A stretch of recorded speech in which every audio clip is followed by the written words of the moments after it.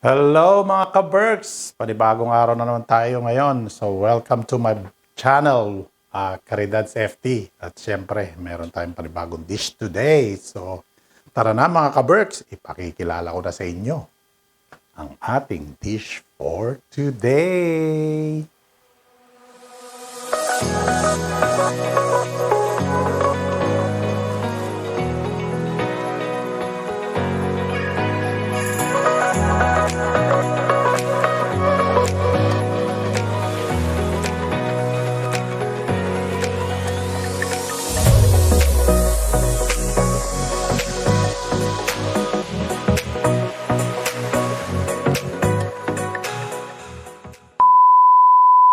At ayan na nga mga ka-Berks, ang ating mga bidang-bidang mga ingredients. Ayan, meron tayong sliced ginger dyan, meron tayong 3 pirasong siling labuyo, kalahating pork cubes, meron tayong sibuyas, ang bidang-bida nating pork belly, at may pork shoulder po yung halo para hindi po masyadong greasy.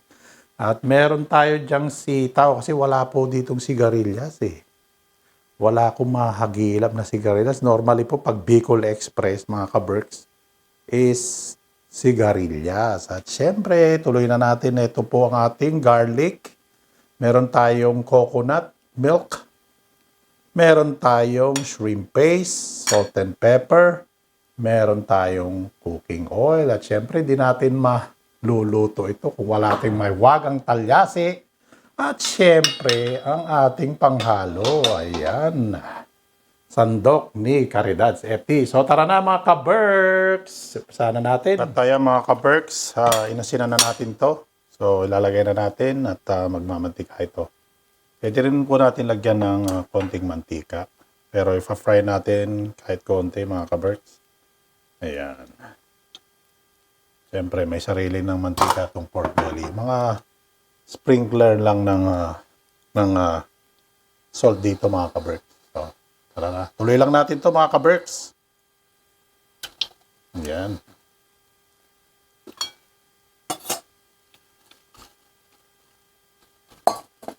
Alright, mga ka-Berks.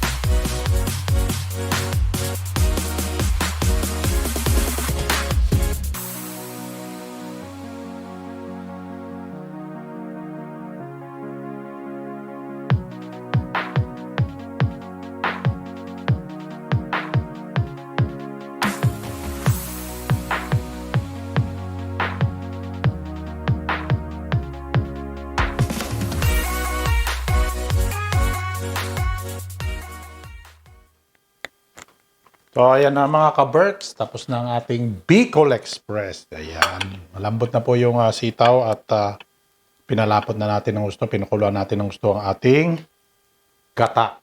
So, syempre, bago tayo sumubo, meron tayong quotes for today. At ang quotes natin is, believe you can and you're halfway there. Si Theodore Roosevelt. Ayan, napakaganda po ng quotes natin ngayon for today. So, ang opinion ko lang po dyan is, kung meron tayong goal is, kailangan maniwala lang tayo sa sarili natin. At syempre, huwag tayong hihinto. Kailangan natin tuparin ang ating goal. So, gawa tayo ng paraan para makuha natin yung goal natin. So, yan lang po mga ka-Berks. So, ito na, unang subo para po sa inyo. So, kung gusto nyo pong anghangan is, dagdagan nyo po ng konting sili. Pero 3 lang po, ayos na. Kasi nilalagyan pa natin ng paminta. So, unang subo po, mga ka-Berks, para po sa inyo.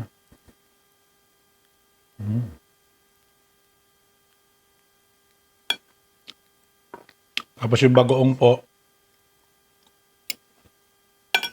1 teaspoon or 2 teaspoon. Tama-tama lang po. Yan po, pangalawang subo na, siyempre. Sa akin naman.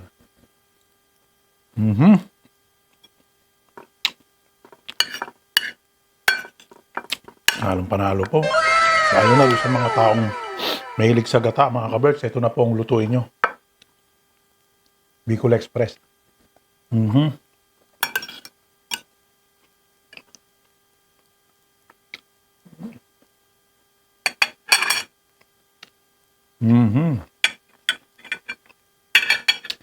Napakapit ng lasa, mga ka-Berks. So, like, share, and subscribe po. Caridad FT. Hanggang sa muli po. Bye-bye!